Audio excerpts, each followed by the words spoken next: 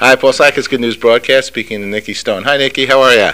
Good. How are you doing? Okay, good. We spoke with you some years ago, and congratulations on a lot of success. You're the America's first gold medal winner in the sport of aerial skiing, okay? Yes. What is aerial skiing?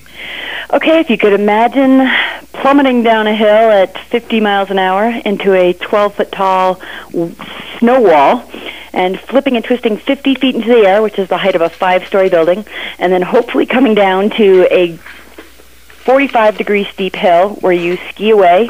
And it's a sport where it was entered in the Olympics in 1994, and I was honored to be in those first Olympic Games. Now, I think yesterday in the New York Times, in the science section, there was a whole story about aerial skiing. Did you see that? I didn't see that. Yeah. I'm going to have to look it up. Yeah, I'm almost positive. Hold on one second. Hold on. Just quickly.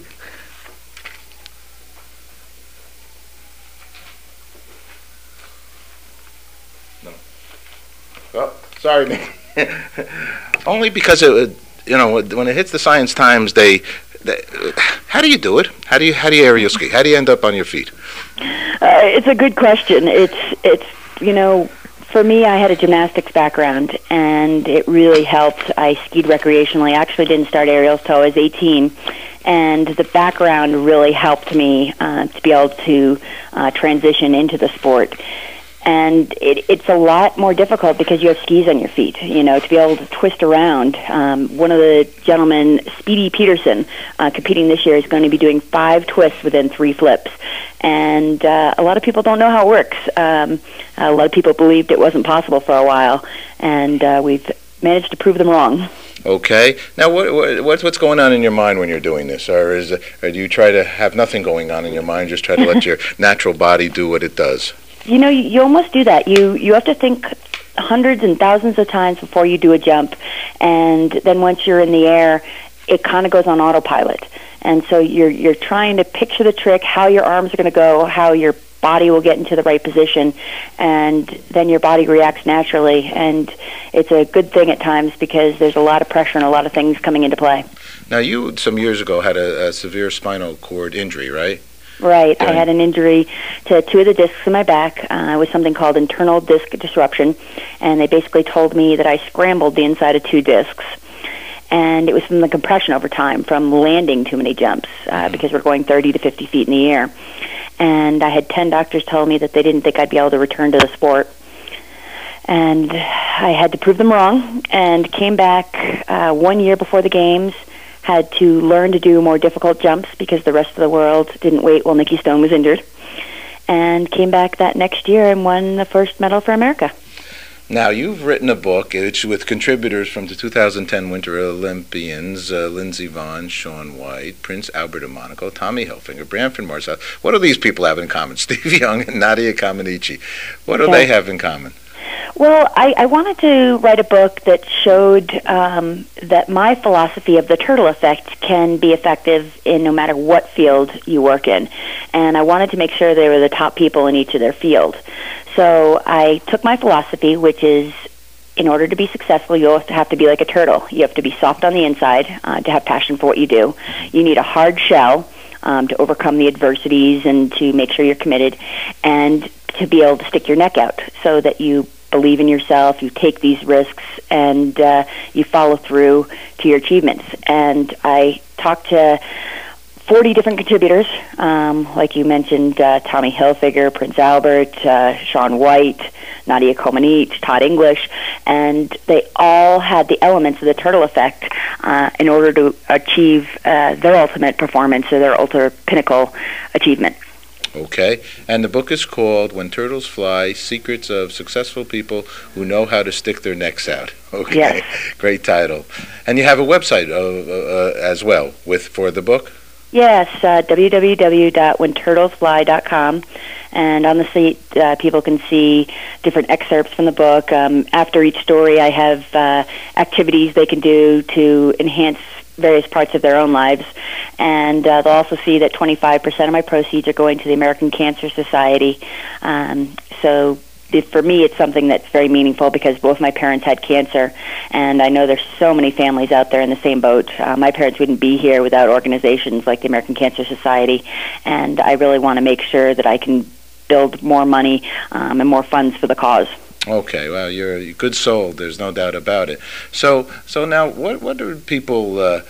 What should people consider, like on the daily? Of course, I mean, people that you've interviewed are quite successful, but of course, when they started, Branford probably couldn't play one note, right? As an example. So let's say, you know, and especially some of these times right now are a little more difficult than normal, just based upon economic and environmental conditions worldwide. What do you think is a good way to move your life forward? Well, the biggest thing, you know, I know there's people out there that want to blame everyone else, and a lot of times, they want to blame the situation and everything around them, and you know, everyone goes through the challenging times. I've gone through it in my back, and there's a time to sit there and feel sorry for yourself, but then there's a time to pick yourself up and say, you know, this is the time that I'm going to turn things around. I am no longer going to be the victim. I'm going to be a victor.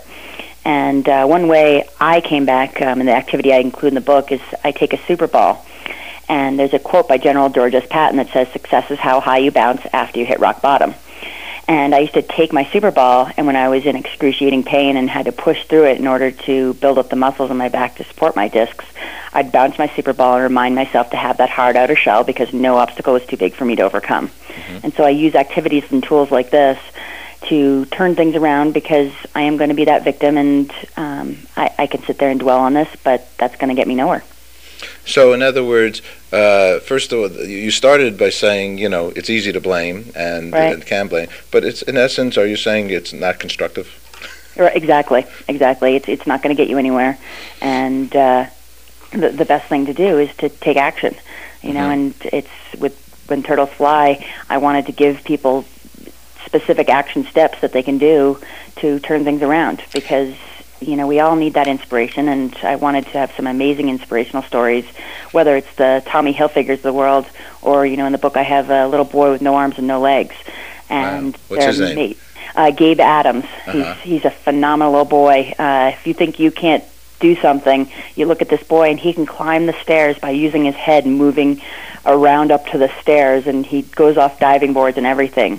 So for those that say something's not possible, I want to give them the inspiration and give them the tools so that they can turn it around themselves. Now, you're also using the metaphor, and it's actually it's a classic metaphor, you know, the turtle and a hare. And the turtle, you know, inch by inch. Exactly. One step ahead of the next step, right? Right, exactly. And there's so many analogies with the turtle, and it's the reason I called it When Turtles Fly, because, you know, people are going to have that thought that they can take the turtle and soar it to the next level.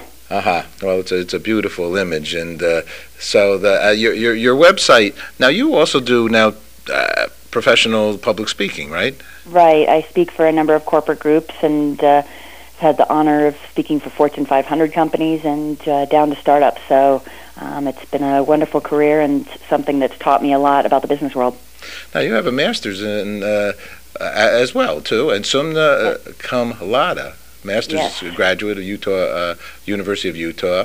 Yeah. So were you always a hard-working person, would you say? Yeah, you know, like this book took me 5 years to do, and everyone said, you know, you can whip off a book in a few months, but I've always been someone who's not going to do it halfway. I'm going to go for the gold medal status, and, you know, for my master's, it was a goal for me to get a 4.0 in school.